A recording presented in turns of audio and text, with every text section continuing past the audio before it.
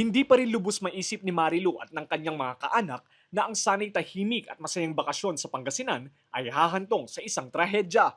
Ito ay matapos masawi ang kanyang 34 anyos na kapatid na kinilalang si Gary Sagun, residente ng Bambang, Nueva Vizcaya, matapos malunod sa irigasyon kanal sa Sitio Kadanglaan, Barangay San Maximo, Natividad, Pangasinan noong Biyernes Santo. Ayon sa investigasyon ng pulisya, bumisita lamang sa lugar ang biktima upang magbakasyon. Pasado 7 ng umaga nang magtungo umano ang biktima sa naturang lugar kasama ang kanyang kapatid at pamangkin. Tumalon umano sa irigasyon ang biktima. Makalipas umano ang ilang minuto ay napansin na nahihirapan na itong umahon.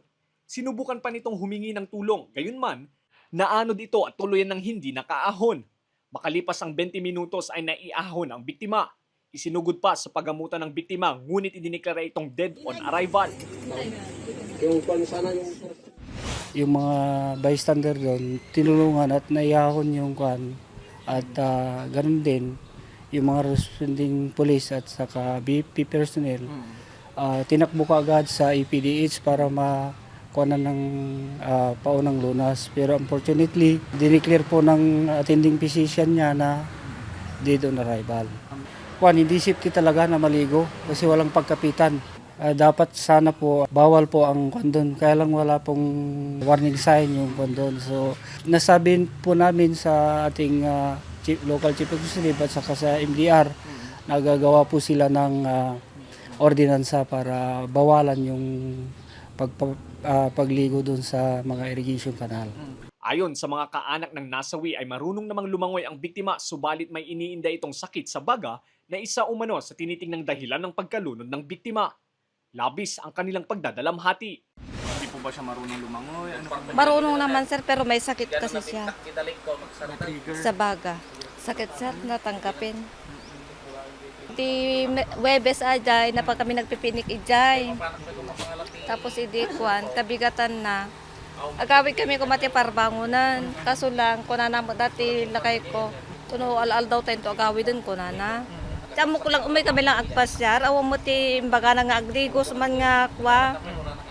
Di ko kadi nakadanong kami dito. Anta kami tiig lang langoy nga dito ni sir. Kaslakay nga nay ayaw mo nga kaslakayat na mga wag langoy.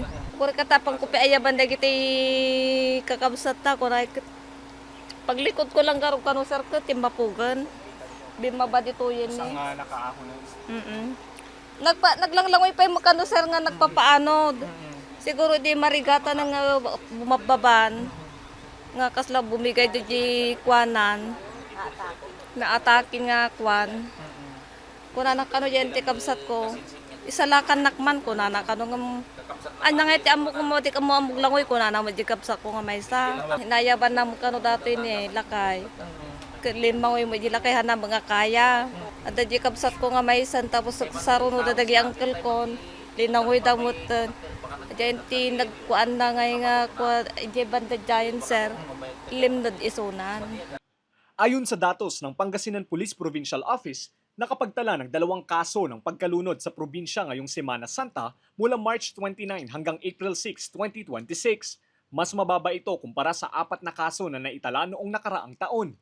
Samantala, patuloy ang paalala ng mga otoridad na mag-ingat at iwasan ang pagligo sa mga mapanganib na lugar tulad ng irigasyon upang hindi na maulit ang kaparehong insidente.